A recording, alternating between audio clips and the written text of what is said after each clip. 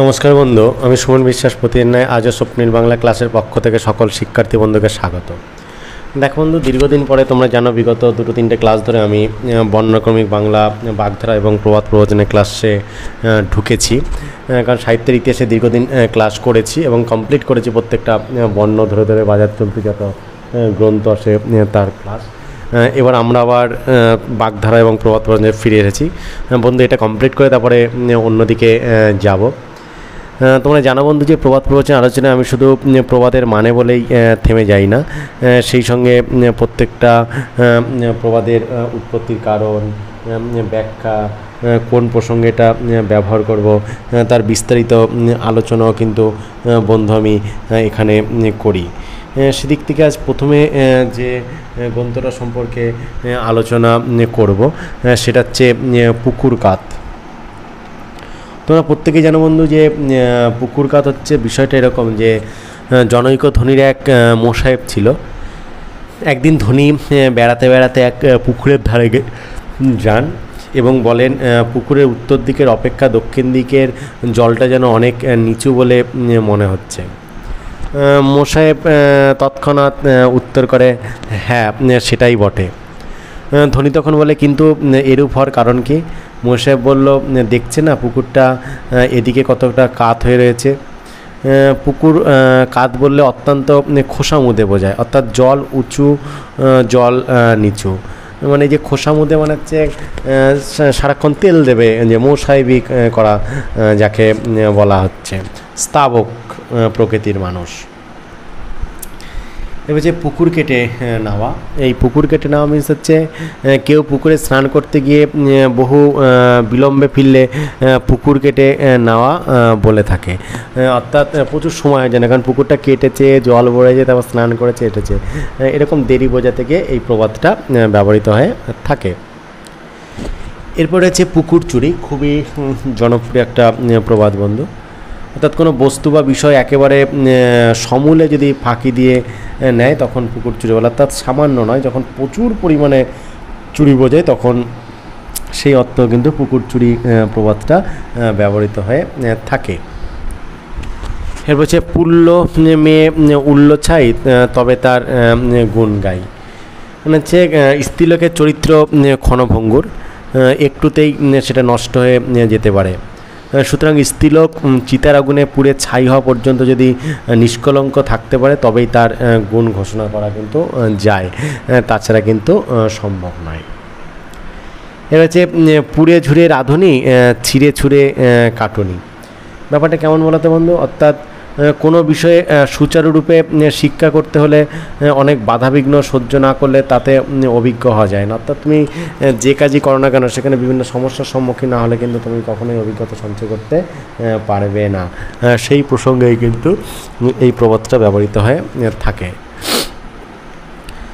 তারপর হচ্ছে তোমার পুত নয় ভূত। এই পুত নয় ভূত মানে হচ্ছে দুরন্ত ছিলে ঠিক ভূতের মতো অস্থির প্রকৃতি, কখন কি করে কিন্তু ঠিক নেই। এই পুত নয় ভূত অর্থাৎ ভূতের মতন চঞ্চল প্রকৃতির বাচ্চা ছেলেকে বলা হয় কিন্তু পুত নয় ভূত।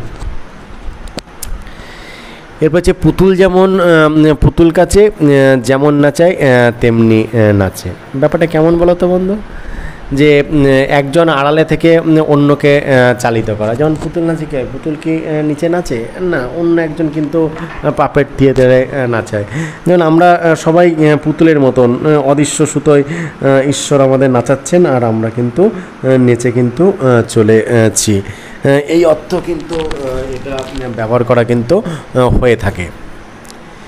এবার হচ্ছে পুতের মুতে করি। এই পুতের মুতে করি মানে অর্থাৎ পুরুষ মানুষ নানা উপায়ে অর্থ উপার্জন করতে পারে, তাই পুতের মুতে করি অর্থাৎ ছেলে একটা পুরুষ বিভিন্নভাবে টাকা পয়সা জোগাড় করতে পারে বা রোজগার করতে পারে বলে এই প্রবাদটা ব্যবহৃত হয়। তা হচ্ছে পুনকে শত্রু বড় আপদ। এই পুনকে শত্রু মানে হচ্ছে অতি ক্ষুদ্র শত্রুকে পুনকে অর্থাৎ 16 ভাগের 1 ভাগ শত্রু কয়। মানে এইরূপ শত্রু বড় ভয়ানক। মানে শত্রু প্রবল হইলে তার সঙ্গে যুদ্ধ করা যায়, কিন্তু ক্ষুদ্র শত্রুর সঙ্গে যুদ্ধও চলে না, অথচ তার দ্বারা চোরাগপ্ত হয়ে অনেক সময় আক্রান্ত কিন্তু হতে হয়। অর্থাৎ ছোটো জিনিসের প্রতি আমাদের নজর কম থাকে, পাত্তা কম দিই, অথচ সেখানেই দেখা যায় যে আমাদের বিপদের সম্ভাবনা কিন্তু বেশি। তাই বলে হয়ে থাকে যে পুণ্যকে শত্রু বড় আপদ। তবে পড়ানোর মাঝে বন্ধুদের একটা কথা বলে রাখি যে শিক্ষাকে সকলের দুয়ারে দুয়ারে পৌঁছে দেওয়া পুণ্যের কাজ। তাই এখনও পর্যন্ত যারা তোমাদের প্রিয় স্বপ্নিল বাংলা চ্যানেলটাকে সাবস্ক্রাইব করনি, তারা সাবস্ক্রাইব করে পাশে থাকা বেল আইকনটাকে প্রেস করে দিও সবার আগে সমস্ত ভিডিওর আপডেট পেতে। এরপরে চলে যাব পরবর্তী প্রবাদ, পুরাতন চাল ভাতে বাড়ে, পুরাতন ঘিয়ে মাথা ছাড়ে। অসাধারণ প্রবাদ, জনপ্রিয় পদ, প্রচুর আমরা বলি যে পুরাতন চাল ভাতে বাড়ে, আবার আমি এর সঙ্গে একটু একই করে বলি পুরাতন চাল পোকাতেও ধরে। মানে ব্যাপারটা কেমন বলতো, অর্থাৎ ওইরূপ প্রাচীন ব্যক্তি বা পুরাতন বিষয় বা পুরাতন ভিত্ত থেকে বেশি উপকার পাওয়া যায়। অর্থাৎ যারা পুরনো কোনো জিনিস, অর্থাৎ অভিজ্ঞ যারা, ওইরূপ প্রাচীন ব্যক্তি বা পুরাতন বিষয় বা পুরাতন ভিত্ত, মানে অর্থাৎ প্রাচীন দীর্ঘদিন ধরে তোমার সঙ্গে যারা ওতপ্রোত, যাকে তুমি চেনো জানো, সেখান থেকেই কিন্তু আমাদের বেশি রকম উপকার পাওয়ার সম্ভাবনা কিন্তু রয়েছে। এই জন্যই বলে পুরাতন চাল কিন্তু ভাতে বাড়ে। এবার চালের ক্ষেত্রে দেখবে চাল দীর্ঘদিন পুরনো হয়ে গেলে রান্না করতে গেলে ভাতের পরিমাণটা বেড়ে যায়। অর্থাৎ যেখানে দেখা যাচ্ছে যতটা চাল নিয়েছে একজনের হয়ে যাবে, সেখানে দেখা যাচ্ছে 1.5 জনের হয়ে যাচ্ছে, এরকম একটা ব্যাপার। তো হচ্ছে পুরানো পাপী। পুরানো পাপী হচ্ছে অর্থাৎ যে বহু পাপ কার্য করেছে এখানে, অথচ সে সাধু সেজেছে, তাকে পুরাতন পাপী বলা হয়ে কিন্তু থাকে। একে ইংরেজিতে সোয়ারি সিনার কিন্তু বলে। অর্থাৎ দীর্ঘদিন ধরে পাপ করে এসেছে, এখন এসে সে সাধু সাজছে, তাকে কিন্তু বলা হচ্ছে কিন্তু পুরাতন পাপী। এরপর হচ্ছে পুরানো বসন ভাতি, অবলা জনের জাতি। বিষয়টা কেমন বলতো বন্ধু, যে পুরাতন কাপড় এবং স্ত্রীলোকের জাতি কিন্তু সমান। যেমন পুরাতন কাপড়ের যেমন অতি সতর্কতার সঙ্গে ব্যবহার করতে হয়, একটু অসতর্ক হলেই ছিঁড়ে যায়, স্ত্রীলোকের জাতি বা ধর্মকে সেইরূপ সাবধানে রক্ষা করতে হয়। ওটা সামান্য একটু এদিক ওদিক হলেই, ত্রুটি হলেই কিন্তু নষ্ট হতে পারে, এবং একটুতেই কিন্তু কলঙ্কর দাগ কিন্তু লেগে যেতে পারে। সেই জন্য বন্ধু বলা হয় যে পুরানো বসন ভাতি, অবলা জনের হচ্ছে জাতি। তা হচ্ছে পুরীজাক পুরুষ থাক। এই যে পুরীজাক পুরুষ থাক মানে অর্থাৎ কারণ পুরুষ বেঁচে থাকলে আবার পুরী হইতে পারিবে, তাই বলছে পুরীজাক পুরুষ কিন্তু থাক। পুরুষ বেঁচে থাকলে তার দ্বারা অনেক কিছুই করা সম্ভব, এই অর্থে এটা কিন্তু ব্যবহার করা হয়। তারপর হচ্ছে পুরুষের দশা, কখন হাতি কখন মশা। অর্থাৎ পুরুষের দশা, কখনো হাতি হয় কখনো মশা ব্যাপারটা।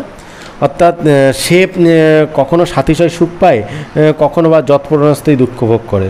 অর্থাৎ পুরুষের অবস্থা নিয়ত পরিবর্তনশীল, এক সারা সময় একই পুরুষ নয়, কোনো মানুষেরই সর্বদা এক সময় কিন্তু যায় না, কিন্তু পুরুষের ক্ষেত্রেই এটা বেশি প্রযোজ্য বলে এটা ব্যবহার করা হয়। ওটা পূজায় মন নাই, নৈবেদ্যে মন। মানে কেমন বলতো, অর্থাৎ কাজের দিকে মন না দিয়ে কেবল লাভের দিকে লক্ষ্য রাখা। এই জগতে এই শ্রেণীর মানুষের পরিমাণটাই বেশি, নিজের কাজকর্মের দিকে কেউ খেয়াল রাখে না, কী করে লাভ হবে, সুবিধা পাওয়া যাবে, সেই দিকে বেশি নজর রাখে। এই জন্যেই বলা হয়ে থাকে যে পূজায় মন নাই, নৈবেদ্যে মন। এরপরে আছে বন্ধু যে পূজার সঙ্গে খোঁজ নাই, কপাল জোড়া ফোঁটা। মানে কি বলতো, কাজে ফটো না হইলেও নিজেকে কাজের লোক জানাবার জন্য বাহ্য আড়ম্বর প্রকাশ করা। এই যে পূজার সঙ্গে খোঁজ নেই, কপাল জোড়া ফোটা, অর্থাৎ পূজার জোগাড় টোগাড় কী করতে হয় না করতে হয় তুমি কিছুই জানো না, কোনো কিছু খোঁজ খবর রাখো না, অথচ তুমি কপালে বিরাট বড় ফোঁটা বা তিলক টেনে বসে আছো। অর্থাৎ আমি কত ভক্তিপরায়ণ মানুষ, কতটা নিষ্ঠার সঙ্গে আমি এর সঙ্গে ওতপ্রোতভাবে যুক্ত। এটা এক ধরনের কী বলতো ভণ্ডামি, বা বলতে পারো লোক দেখানো এক ধরনের কিন্তু আড়ম্বর। অর্থাৎ তুমি প্রকৃতপক্ষে ওটা নাও, অথচ তুমি যে ওটা সেটা প্রমাণ করার কিন্তু চেষ্টা করো। এরকম লোক দেখানো বাহ্যড়ম্বরযুক্ত মানুষের ক্ষেত্রে কিন্তু এই প্রবাদটা ব্যবহৃত হয়। এরপরে হচ্ছে পুতনা রাক্ষসী। এই পুতনা রাক্ষসী খুবই জনপ্রিয় প্রবাদ, গ্রাম এলাকায় তো প্রচুর পরিমাণে এটা আমরা ব্যবহার করে থাকি। কিছু কিছু কথা হলেই একটু এদিক ওদিক বলে আমরা বলি পুতনা রাক্ষসী। কেন বলি সেই ব্যাপারটা একটু আলোচনা করে দিই। যে পুতনা রাক্ষসী কৃষ্ণকে বধ করার জন্য স্তন্যে বিষ মাখিয়ে রেখেছিল এবং অতিশয় আদর দেখিয়ে কৃষ্ণকে স্তন্যপান করাতে সে প্রবৃত্ত হয়েছিল। যে মনে মনে হিংসা পোষণ করে বাইরে স্নেহ মমতা প্রকাশ করে, এরকম ডাইনির মায়া দেখায়। অর্থাৎ তোমাকে ভিতরে দেখাবে আমি খুব মায়াপ্রবণ, ঠিক আছে, আমি খুব স্নেহপ্রবণ, খুবই ভালোবাসি, কিন্তু ভিতরে ভিতরে তোমার ক্ষতি সাধন করতে চায়। এরকম ডাইনি মায়াযুক্ত মানুষকে তখন বলা হয় তাকে কিন্তু পুতনা রাক্ষসী। অর্থাৎ উপরে দেখায় তোমার আমি ভালো চাই, কিন্তু প্রকৃতপক্ষে সে কিন্তু তোমার খারাপই চাই। এই ধরনের মানুষত্বে কিন্তু পুতনা রাক্ষসী প্রবাদটি ব্যবহৃত হয়ে থাকে। দেখুন, এই যে সাহিত্যের ইতিহাস শুধু নয়, আর বাংলা বাগধারা বা প্রবাদ প্রবচনের ক্লাসটা গুরুত্বপূর্ণ। কেন বলি, যে দেখো এখানটায় বিভিন্ন এসএসসিতে যেমন পাঠ্য, এমএসসিতে পাঠ্য বা 11-12-এ বাগধারা পাঠ্য আছে।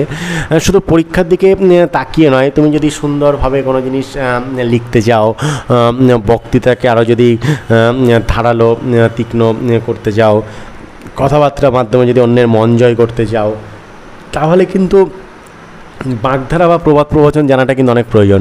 কারণ একটা বিরাট ঘটনা প্রসঙ্গে তোমাকে কিন্তু বিস্তারিত না বলে একটা বাগধারার প্রয়োগ করলে কিন্তু সংক্ষেপেই সেটা বোঝানো যায়, এবং অন্যান্য লোকের প্রতি তোমার একটা কী বলবো সম্মানও জন্মে, যে না মানুষটা ভালো জানে কোথায় কোন প্রসঙ্গে কীভাবে ব্যবহার করতে হয় সেটাও বোঝে।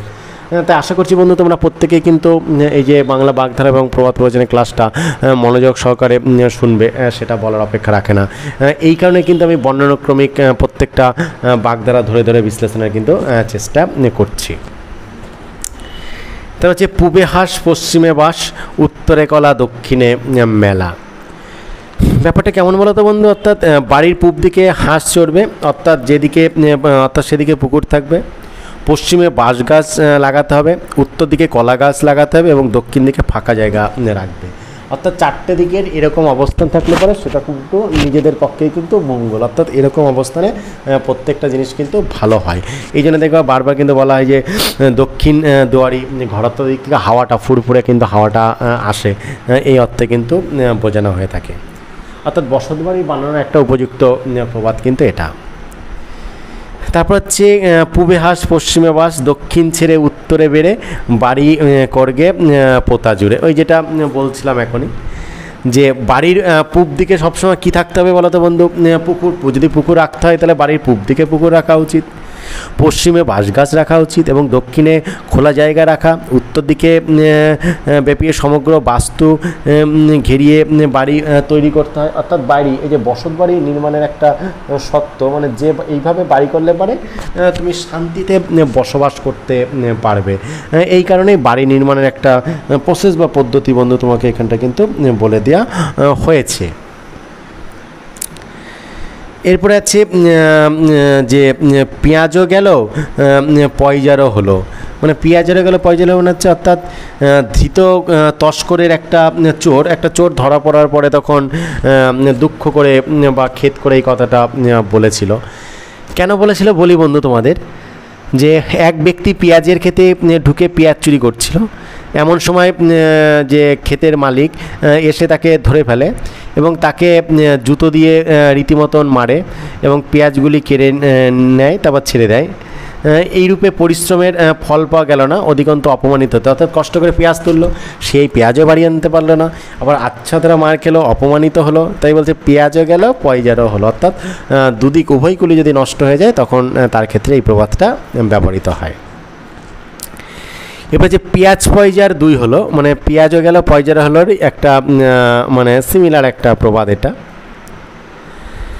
হচ্ছে পেগের বড়াই মেঘের কাছে। এই পেগের বড়াই মেঘের কাছে মানে এই যে পেগ অর্থাৎ পাগ অর্থাৎ পাইক মানে লাঠি খেলার ওস্তাদ যাদের বলা হচ্ছে, একজন পাক বড় দুর্বল, লাঠি খেলতে জানতো না বা পারতো না, সেজন্য সে অন্যান্য পাইকদের কাছে ঘেঁষতো না, কিন্তু স্ত্রীর কাছে গিয়ে খুব আস্ফালন করতো। তাই বলছে পেগের বড়াই মেঘের কাছে, অর্থাৎ যে ভালো পারে না সে বাড়ির বোর সঙ্গে গিয়ে তখন লড়াই করে, কারণ বোর কাছে স্বামী মানে সামাজিক রীতিনীতি অনুসারে সম্মানের দিক থেকে হেড, তাই এই আমি যেটা বলে থাকি ভারী পারে বন্ডির সাথে, অর্থাৎ আসল জায়গায় তুমি কাজ করতে পারো না, তখন দুর্বলের সঙ্গে গিয়ে তুমি তখন লড়ালড়ি করো। এবার হচ্ছে পেট খুঁজলে ক অক্ষর পাওয়া যাবে না। এই পেট খুঁজলে ক অক্ষর, এই যে আমি বলে দিই ক অক্ষর গোমাংস, মানে মূর্খ অর্থে, নিরক্ষর ব্যক্তি অর্থে এটা ব্যবহৃত হয়। যে পেট খুঁজলে ক অক্ষর পাওয়া যাবে না মানে কি, অতি মূর্খ, খুবই নিরক্ষর ব্যক্তি সম্পর্কে কিন্তু এই প্রবাদটা ব্যবহার করা হয়। তাই মূর্খ বা নিরক্ষর ব্যক্তি অর্থে ব্যবহৃত হয় পেট খুঁজলে ক অক্ষর পাওয়া যাবে না। আশা করছি বন্ধু আজও বর্ণানুক্রমিক অর্থাৎ পবর্ণ নির্মিত ষষ্ঠ ক্লাসে এবং টোটাল 50 নম্বর ক্লাসে তোমাদের একটা সুন্দর তথ্যবহুল ক্লাস উপহার দিতে পেরেছি। তারপরে বন্ধুরা যদি কোথাও কোনো সমস্যা হয়ে থাকে